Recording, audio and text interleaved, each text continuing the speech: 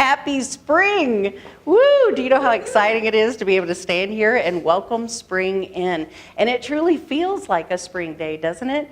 We are concluding our monthly theme of being rooted in the divine.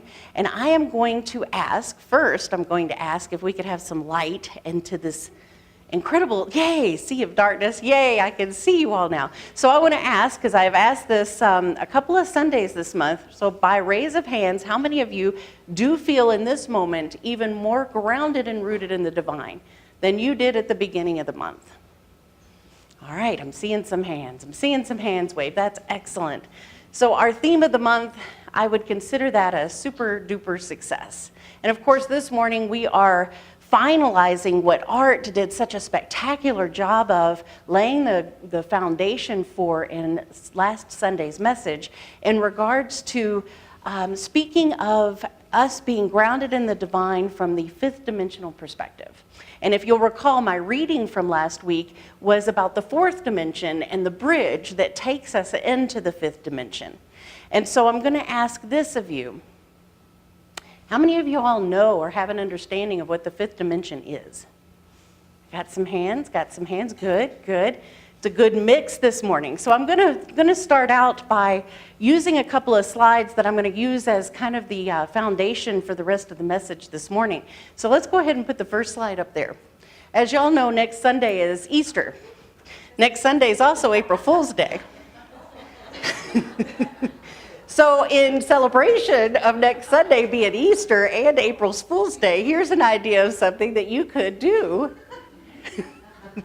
How many of y'all like the little mini Cadbury eggs? I really love those. Now, what would be your response if you were getting ready to unwrap this Cadbury egg and those juices are flowing already in your mouth? You're already having expectation of the experience that you're getting ready to have, and you unwrapped it and it was a grape. What would be the varied responses that would come from that? Just shout them out. Disappointment, definitely. Yay, healthy, exactly. Oh, Liddy, you've graduated. You got this down, man. What are some other things? I mean, laughter, definitely, but I don't know, depending on betrayal, yes, dun, dun, dun. Exactly. How old is this grape? Exactly. Yes. There's just a multitude of responses and reactions that could come from having an experience like that. Now, how many times in our life this past week, did we come across an experience where something was wrapped in a particular package where we had an expectation that it was going to show up in our lives in a particular way, and it didn't? Did anybody have that experience? I did. Anybody else? Okay, so there's that myriad, I don't even know if I'm saying that word right, but that myriad way that we can respond and react to life when that happens. Because life is truly wrapped up into certain packages that we expect, and that expectation comes from what? What drives that expectation of what we are for sure 100% planning on experiencing and seeing? What drives that? Desire drives it. Belief. Our belief drives it. What we're used to maybe seeing when we unwrap a packaged egg that looks like that, right? And that's fourth dimension. That's what I was reading about last week. Fourth dimension experience. You still have your subtle this and that. You still have a comparison in which you are making. There is still this idea of polarity and separation that we all know is truly an illusion, because we talk about it, we learn about it, we study about it in class, we come here and sing about it, and we listen to people talk about it. This idea that separation is total illusion. But then we go out and we live life. We have those experiences where we unwrap the package and it doesn't show up the way we thought it was going to show up, or we expected it to show up. And then we're immediately placed generally in that feeling of separation, because it's different than what you expected. It's different than what you believed. What's up with that?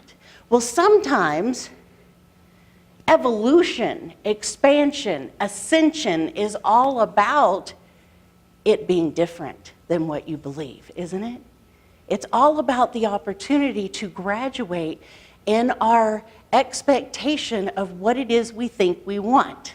Like I heard somebody say, chocolate, you expected chocolate, but you got a grape. And then Lenny in the back said, hey, it's healthier.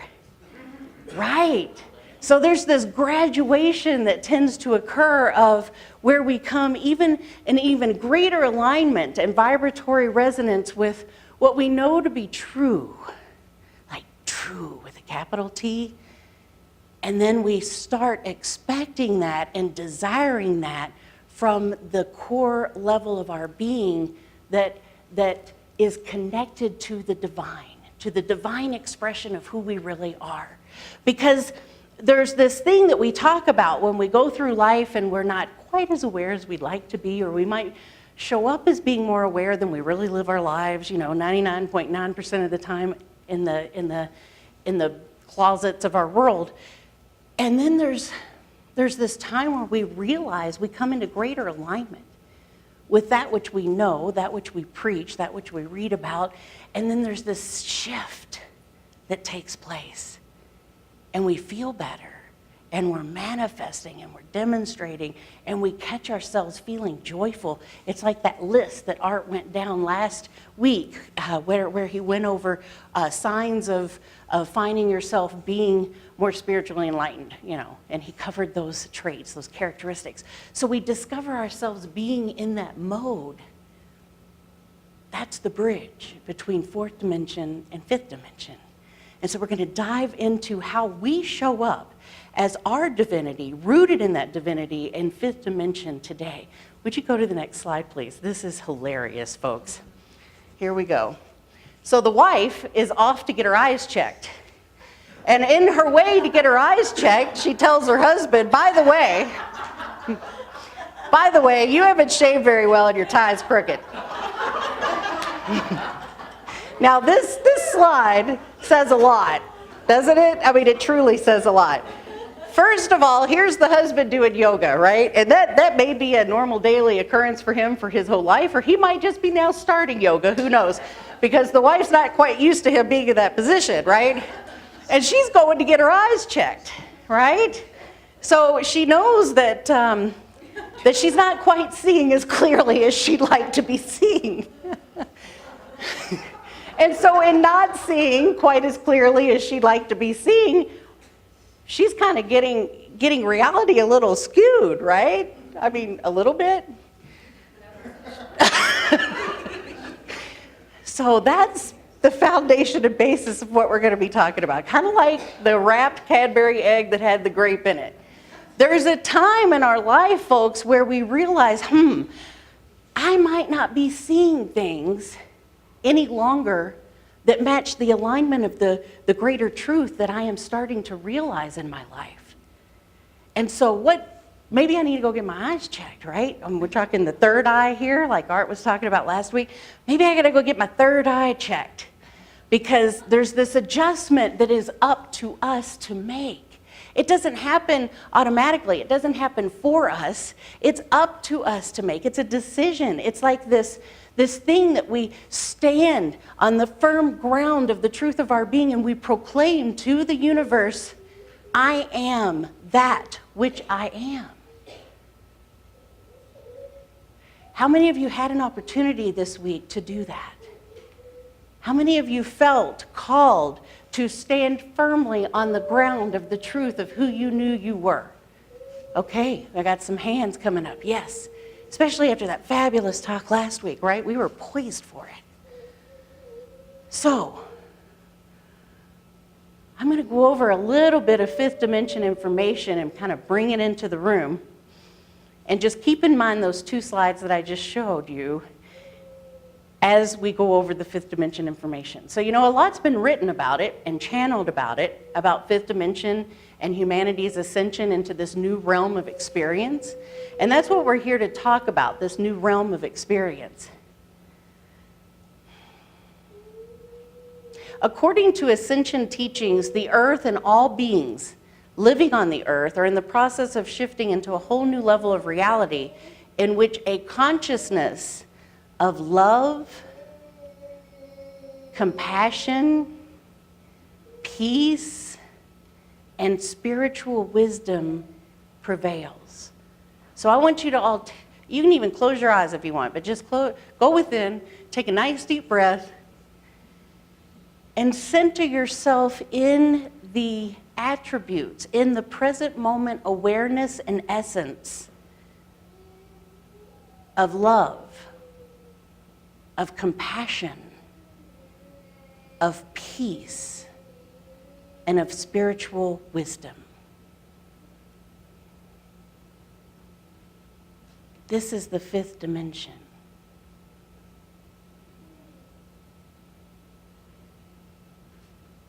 In this moment, this is the fifth dimension.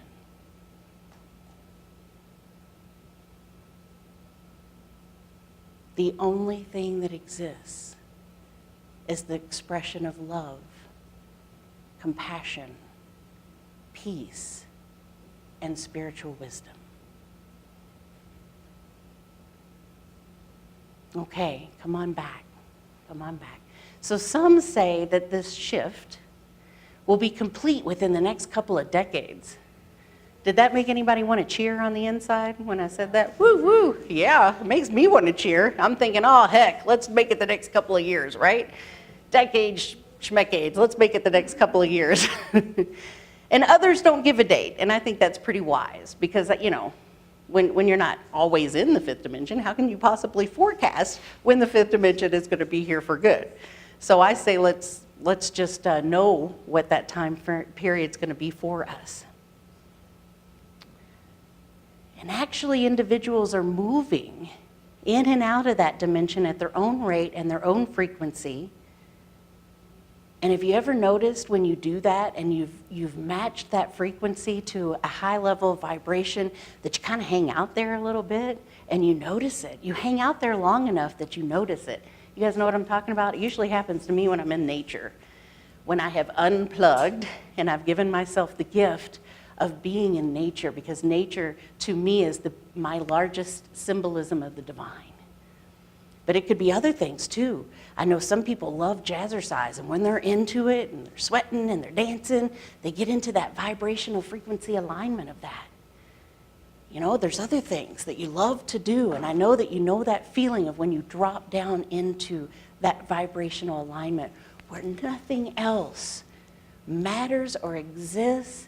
It all gets concentrated down to the simplicity and the profoundness of the divine flowing through you.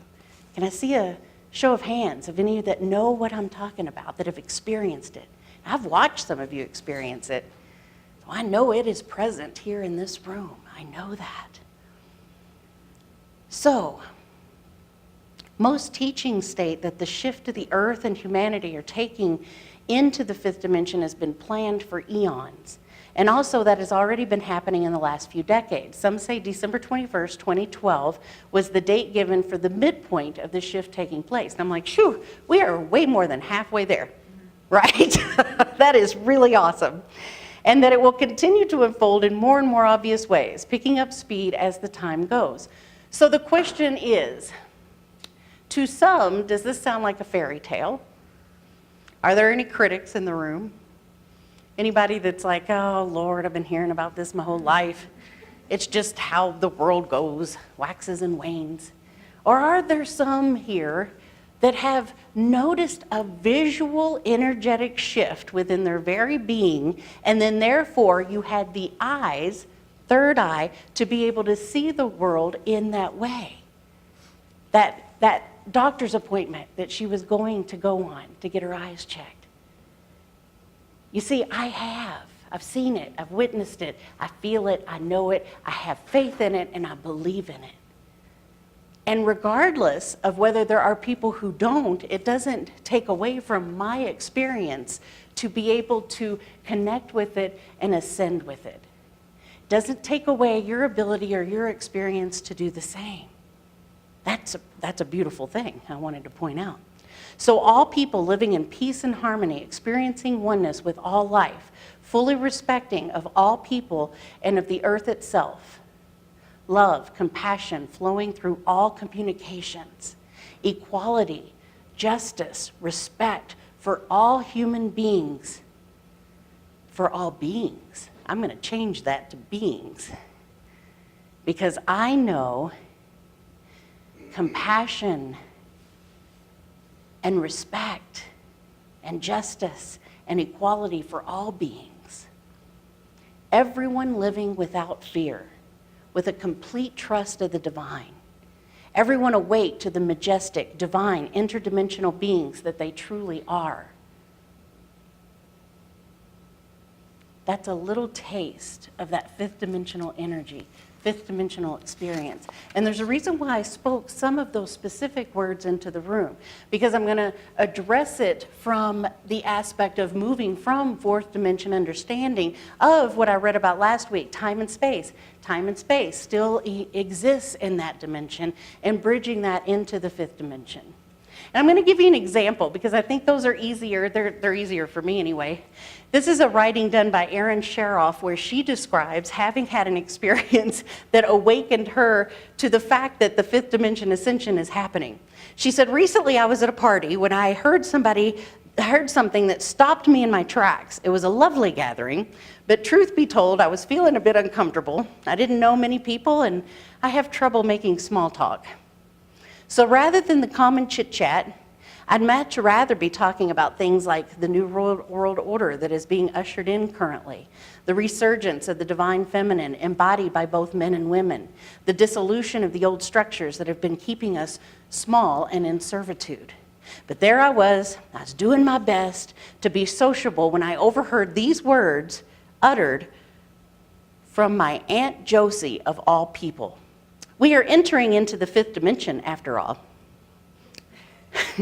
I stopped in my tracks and all of my cells perked up. I said, excuse me, what did you say? Aunt Josie said, we're in the fifth dimension. Do you know who Eckhart Tolle is? And I said, of course. And Aunt Josie says, well, we are entering into a new wave of consciousness, a new form of reality in which love, compassion, and peace will prevail. It's a move towards embracing wisdom that was well known to the Native Americans, a reverence for earth and the natural world. We're all moving at our own pace, but we are moving.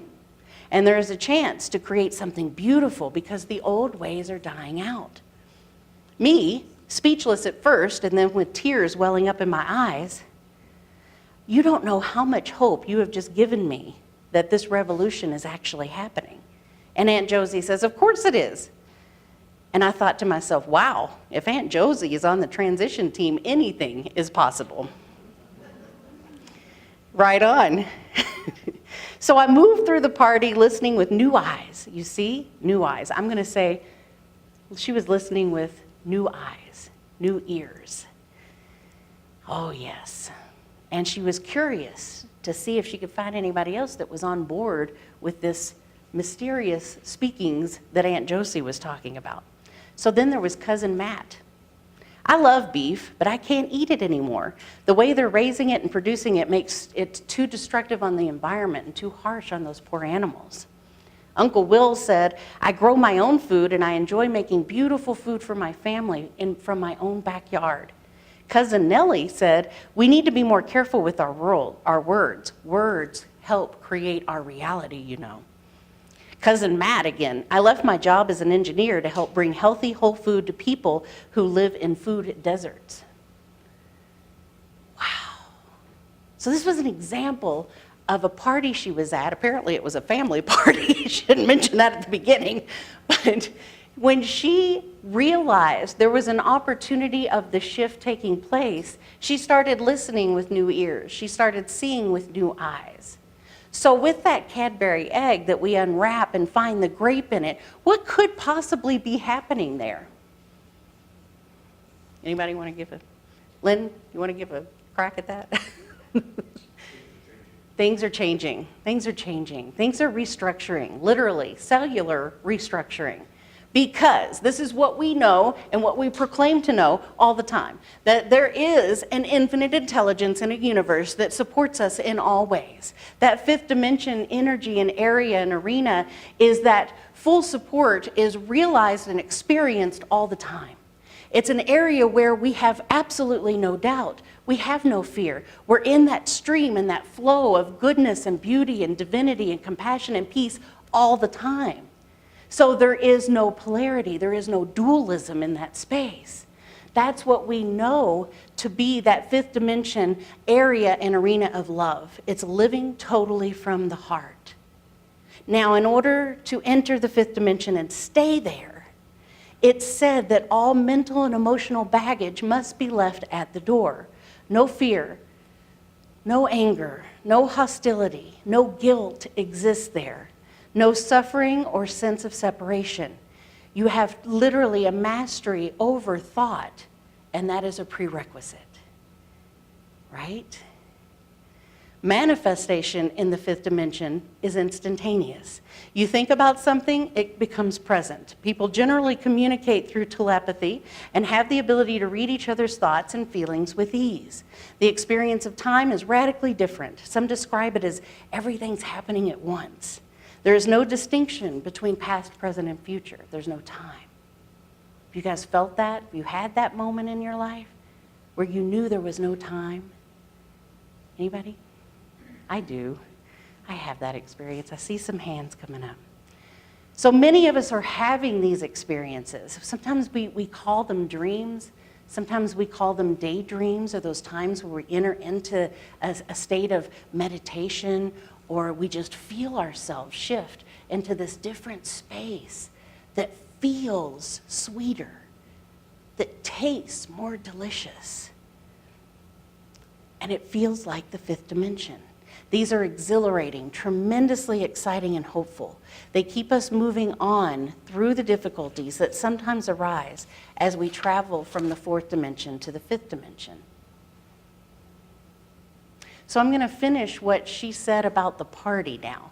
She had a friend, Clem. I took a big pay cut, but it was more important to me to be helping underprivileged youth. Are all these people on the team?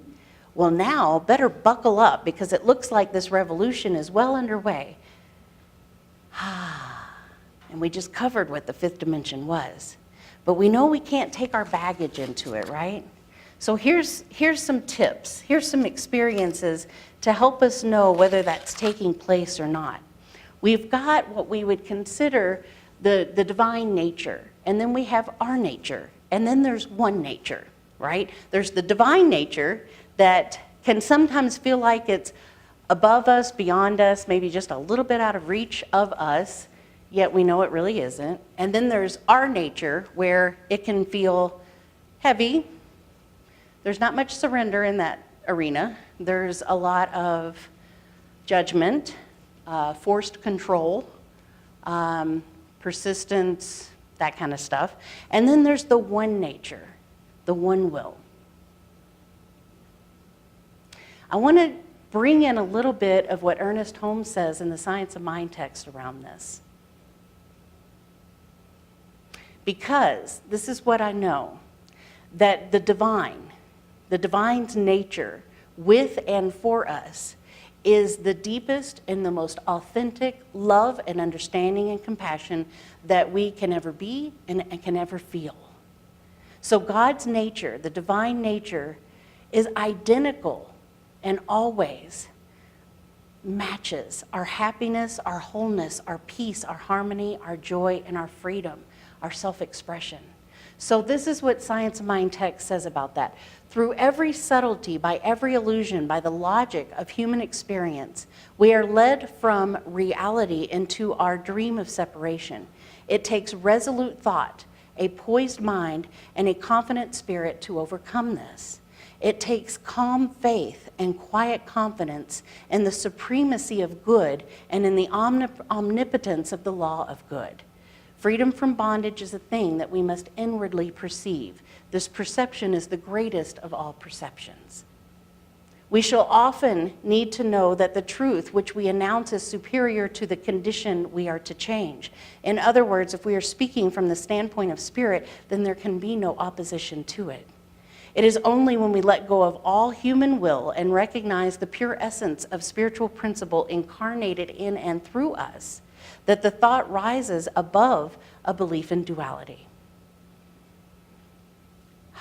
So there's our nature, our will, which is conditioned will versus my truest, most authentic self.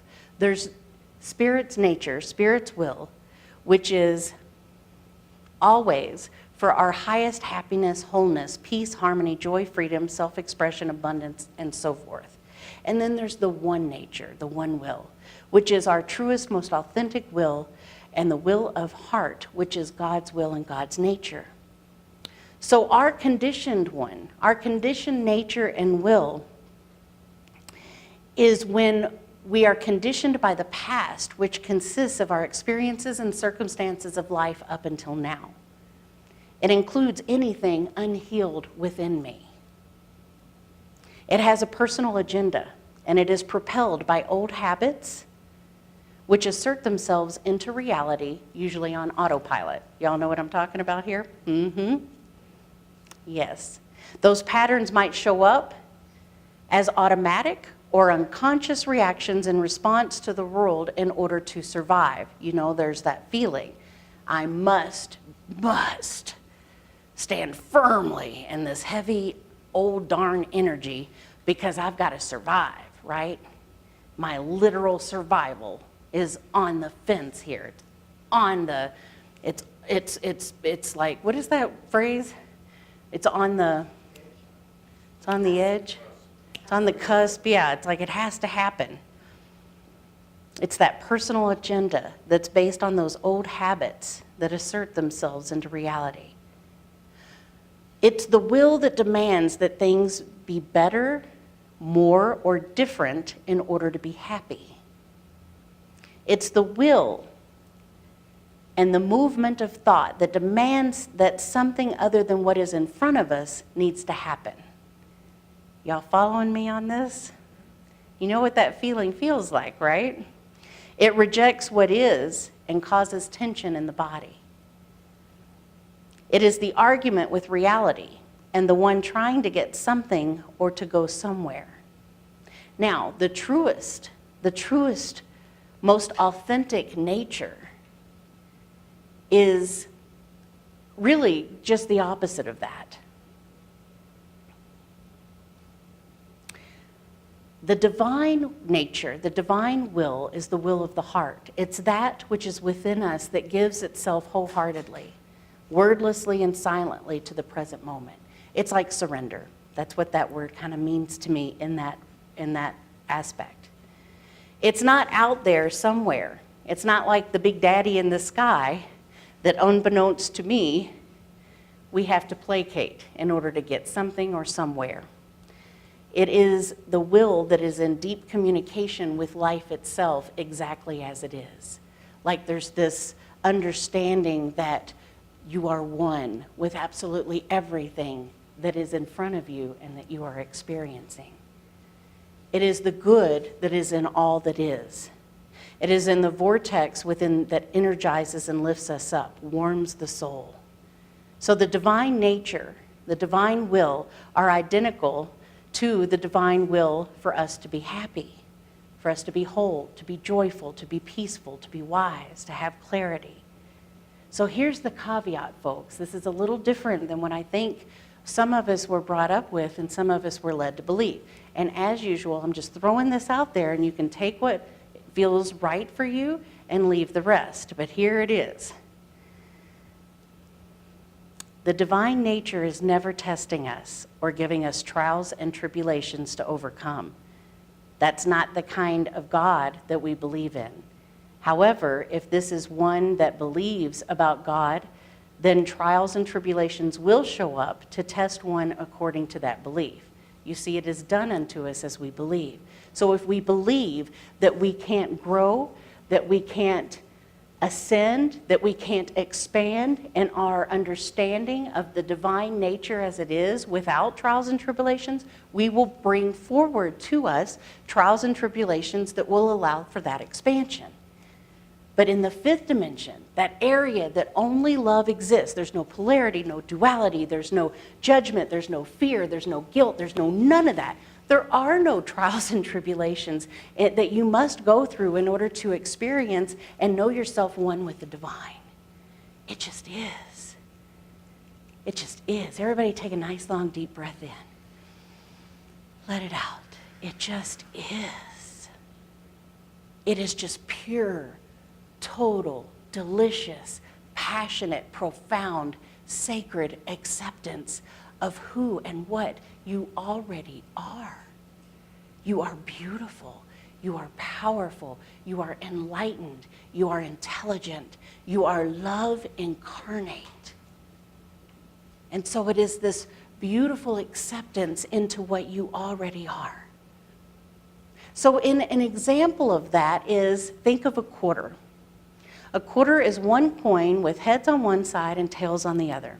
There's no separation. There's no two coins that are showing you that. There's just one coin with a different depiction on one side and then the other.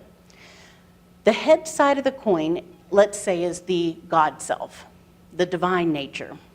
This is always for a freer, fuller, more expressed and expanded, higher version of the self.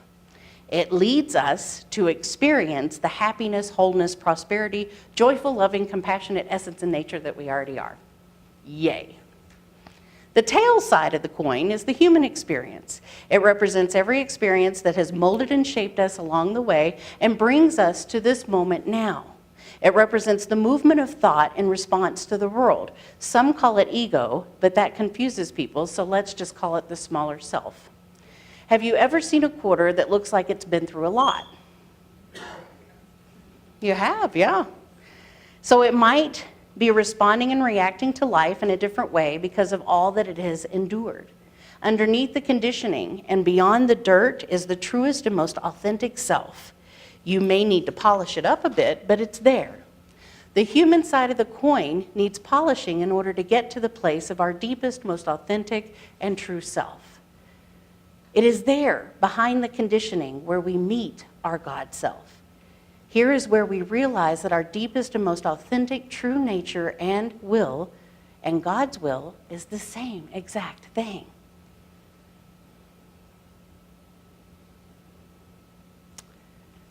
I would like to go to the next slide with the sunflower on it, please. You live because life lives in you. You move because there is a universal energy flowing through you. You think because there's an infinite intelligence thinking through you. You are not doing any and all of those things separate from the divine nature that you are. Sometimes it might feel that way, but that's when we go to get the eyes checked. That's when we choose to listen for something different. That's when we realize we're on the bridge between the fourth dimension to the fifth dimension. So let's go to the next slide, please. The key to growth is the introduction of higher dimensions of consciousness into our awareness. Not trials and tribulations, not feeling horrible and like you screwed up over and over again until you finally get it. Not any of that.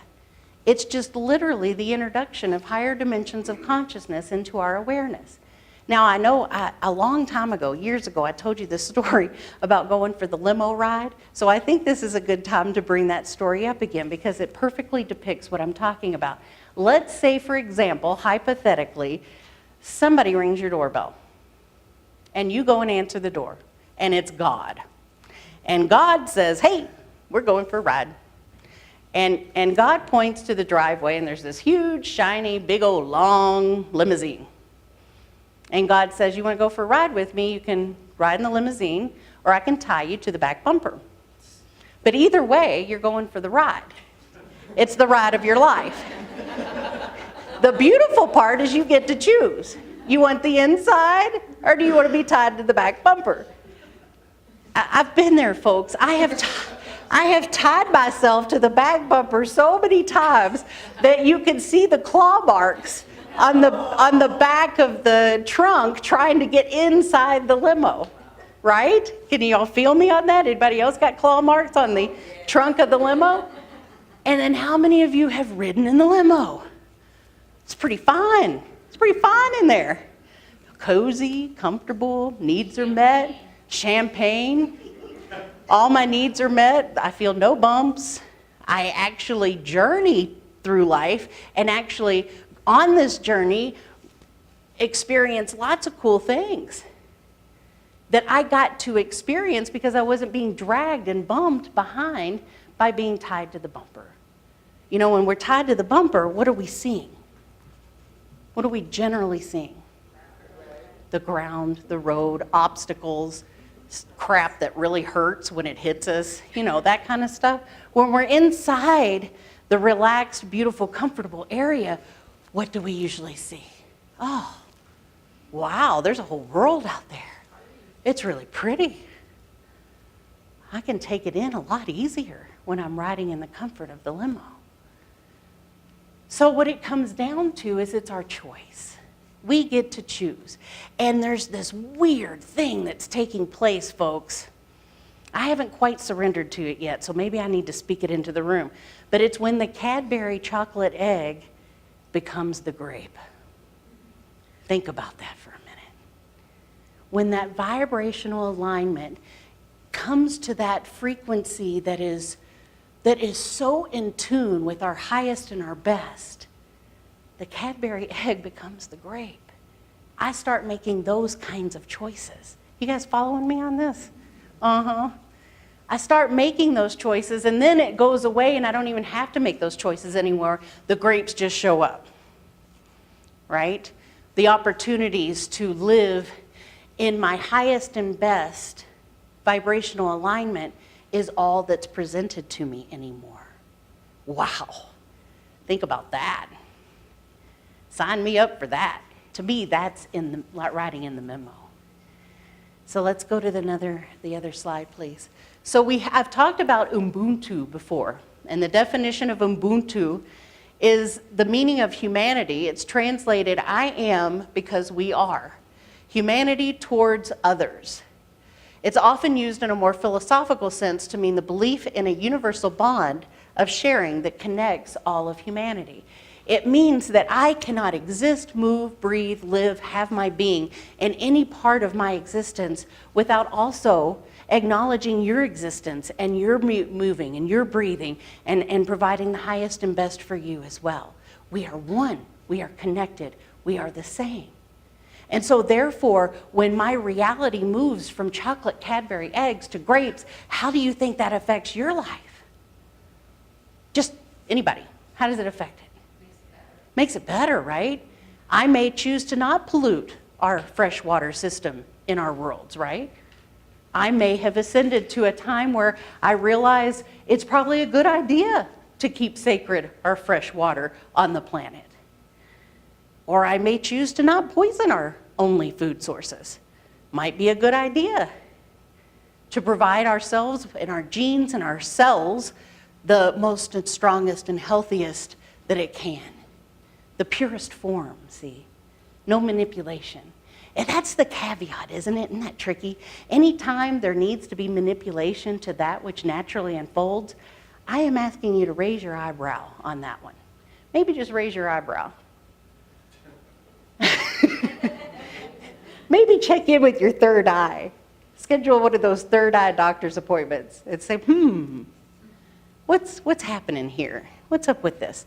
So with this Ubuntu idea, it refers to behaving well towards others and acting in a way that benefits the community. Such acts can be as simple as helping a stranger in need or much more complex ways of helping people. That conversation that I shared with you that she was having at that party kind of was a pretty good example of that. And I have a little it's like a 39-second video that really gives a great example of that. This is beautiful, and I just invite you to watch this. This is an example of Ubuntu occurring within the community.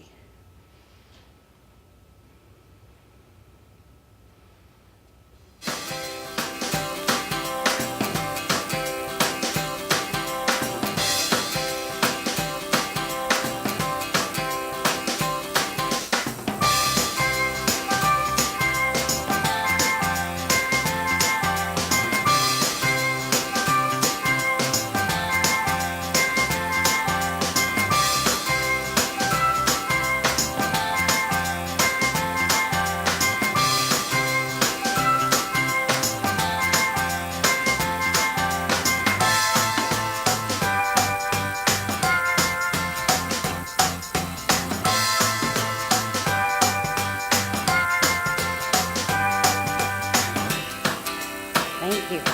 Wasn't that awesome? I think that is so awesome. And now he's got 40 volunteers that volunteer to help fix cars. I would be one of them if he was close, because I've always been really interested in how those things work.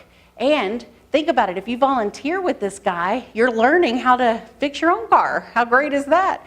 I mean, that is a great example of giving of your passion to build a stronger, greater community.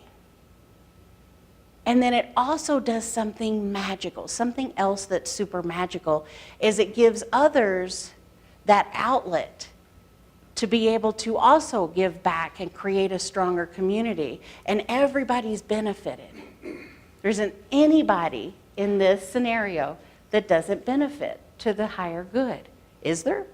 I mean, the car part people are still selling car parts, and cars are still being sold, and cars break down, and things are getting fixed. It supports everything. Yet it's also supporting single moms and cancer patients and other people that might not be able to pay or have the money to get their car fixed. How cool is that? Who are most likely depending on their car to get to work so that they can make a living and feed themselves and their families. So what are some of those areas and aspects that we can continue to focus in that direction, that we can participate in, that also helps feed the greater community, the Ubuntu? Lynn? They use the example of grape, and the grape in Judeo-Christian culture is the symbol of fertility and prosperity. So I say fertility and prosperity. Is an example of how we can continue expanding the community?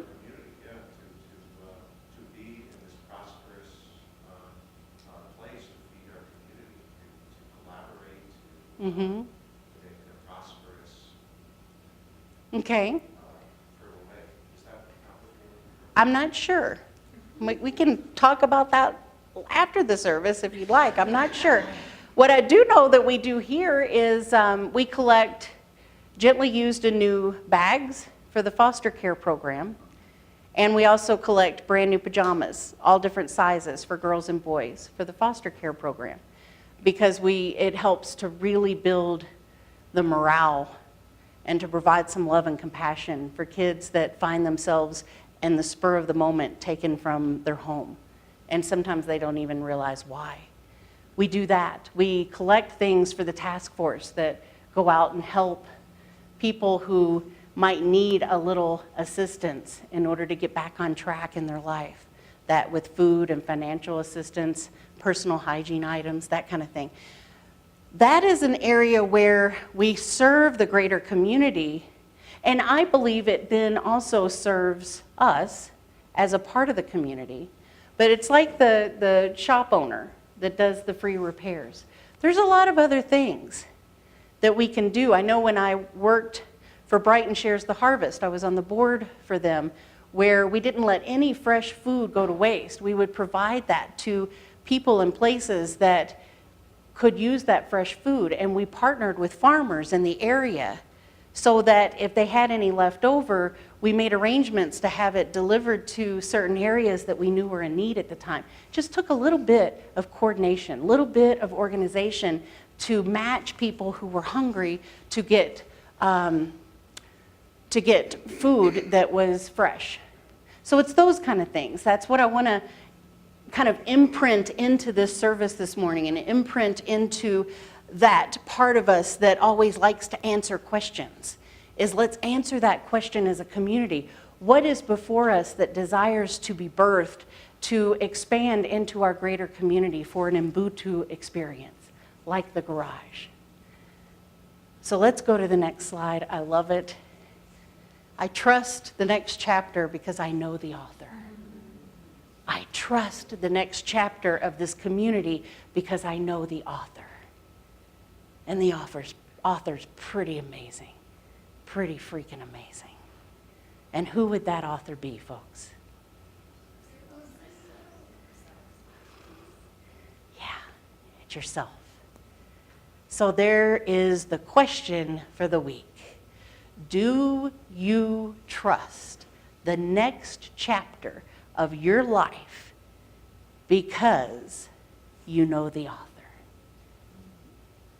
Are you at that point where you are so rooted in the divine that you now have entered into that profound, sacred, symbiotic relationship where you get to move and breathe and experience your being in partnership with the divinity that is within you? Are you riding in the limo? Basically, is the easy way to ask that question. So I'm going to ask you to really go within this week. Go within. Answer that question. Do you trust the next chapter? Do you trust the next chapter? We're going to do our Rumiism to end with. Wouldn't be a service without a Rumiism. This is what Rumi says. Everything in the universe is within you. Ask all from yourself. Ask all from the self that is the divine. Oh, what a profound pleasure it is to be in this conversation with you this morning and to welcome Traveling Light back up to gift and bless us with their amazing spirit, talent, and music. Thank you.